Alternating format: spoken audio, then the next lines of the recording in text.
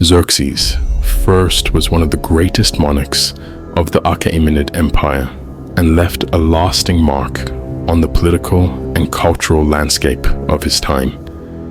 He became immortalized in warfare for his military campaign, which became one of the most memorable episodes of the Greco-Persian Wars. In this video, we will explore more about his life and achievements. Xerxes was born around 515 BCE, the son of Darius the Great, who ruled the Persian Empire from 522 to 486 BCE. His mother, Atossa, was the daughter of Cyrus the Great, the founder of the Achaemenid Empire.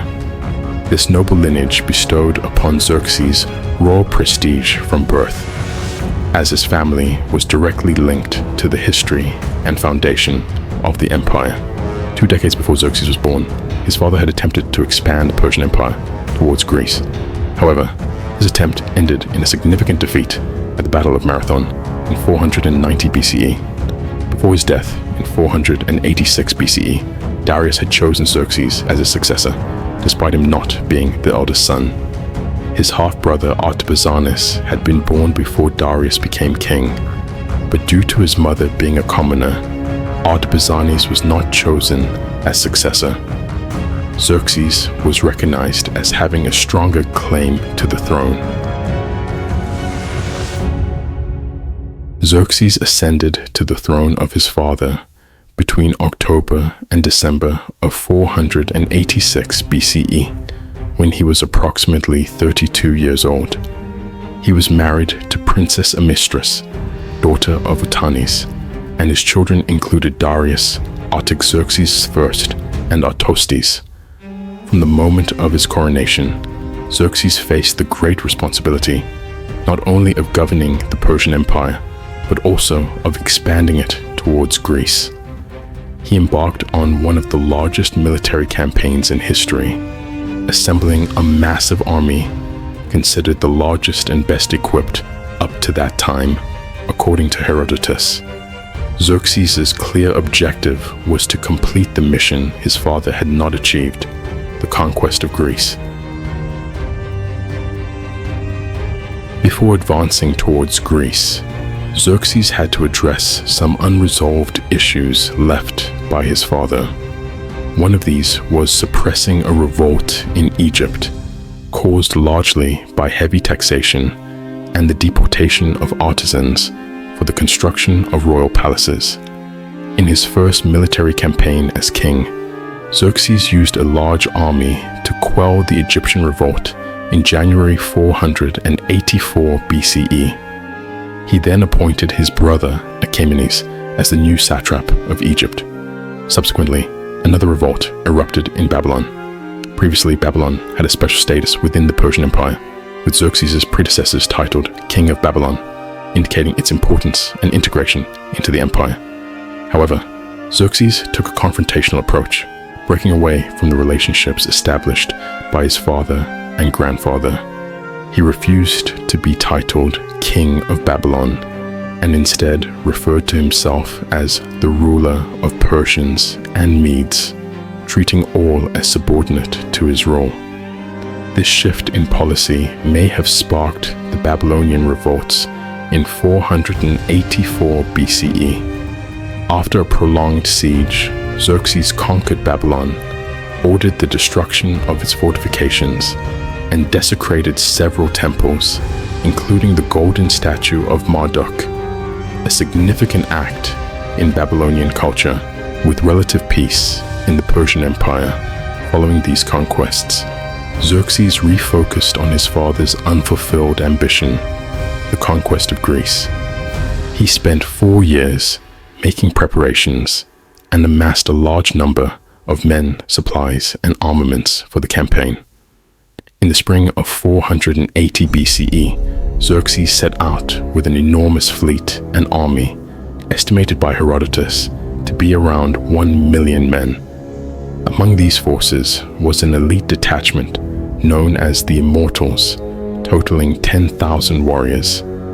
They marched from Sardis and crossed the pass of Thermopylae on the eastern coast. Xerxes played a crucial role in the Battle of Thermopylae as the leader of the Persian Empire.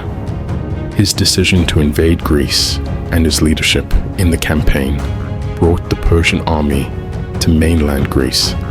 Despite having a vast army and resources at his disposal, Xerxes underestimated the determination and skill of the Greek resistance at Thermopylae. This led him to commit a large part of his army to subdue this small Greek force, opening up an opportunity for effective resistance by the Greeks under the command of Leonidas. Although the Greek forces, led by Leonidas, showed exceptional bravery and resisted for 3 days against the Persian forces, they revealed a secret passage to the Persians, allowing them to encircle and defeat the Greeks. Following this victory, Xerxes managed to defeat the remaining Athenians who had stayed behind and burned the city.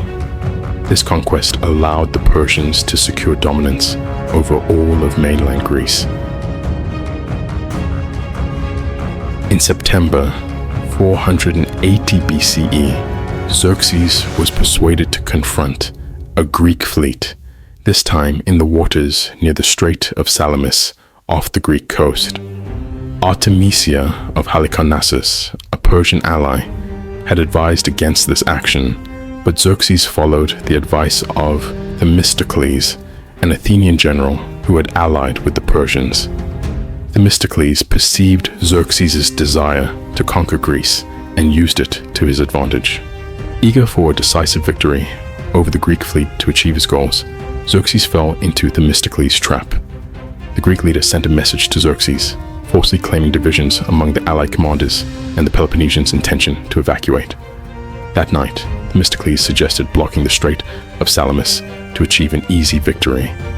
This tactic aimed to lure the Persian fleet into the strait, where the confined space favored Greek tactical skills.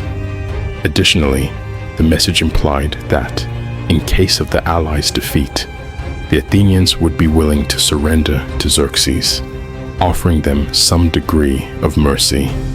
Xerxes, eager for favorable news, took the bait and ordered his fleet to block the Strait of Salamis.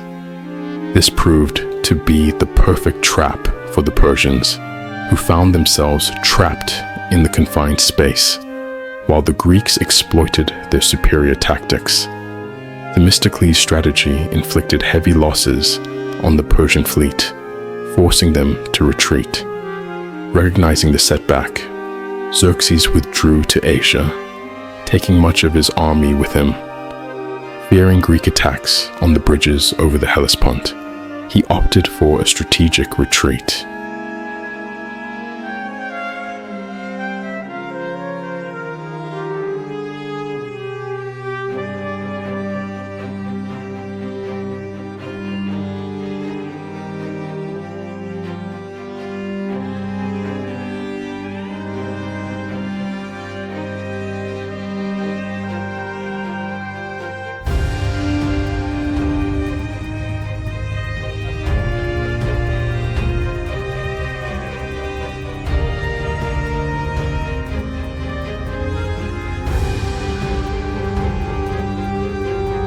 Xerxes' retreat did not end the threat of Persia to Greece, as he left the command of the invasion to his general and cousin Mardonius.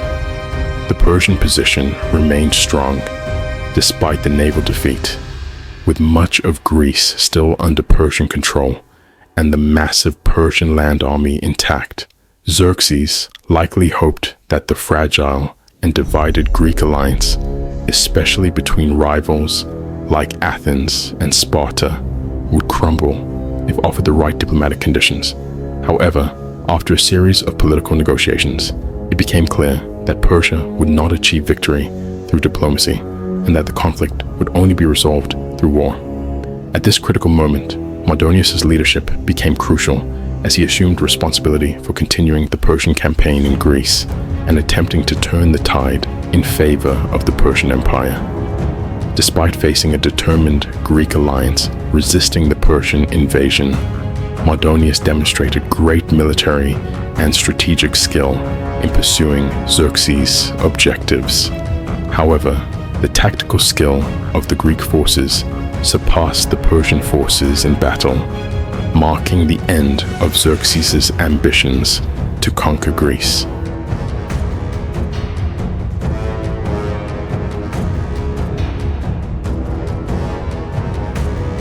Greece was willing to fight to the end to preserve its independence and identity. With Mardonius' death, the remaining Persian troops faced unhealthy conditions and famine, contributing to the spread of diseases like dysentery, worsening the already desperate situation of the soldiers. When Xerxes crossed the Hellespont and returned to Sardis, he had lost most of his army. His grand expedition had turned into a disaster, and he returned home with only a shadow of the army that had once marched to Greece. Several years later, the Greeks, led by Pausanias of Sparta, decided to counterattack to free the Greek colonies in Asia Minor under Persian rule. Therefore, Xerxes began mobilizing a new force to face the Greeks and protect his interests in the region. In 466 BCE, a Greek commander named Cimon played an impressive turnaround in the Battle of Eurymedon on the southern coast of Asia Minor. Cimon and his troops defeated the Persians twice in one day, first destroying the Persian fleet sent to intercept them, demonstrating their skill at sea. Then Cimon led his Greek army against the Persian land forces on the beach, despite being outnumbered. Cimon's victory at the Battle of Eurymedon was a significant event, marking a turnaround in Greek-Persian relations in the region. This series of Greek triumphs demonstrated the resilience and combat capability of the Greeks, challenging Persian influence and consolidating the independence of Greek colonies in Asia Minor.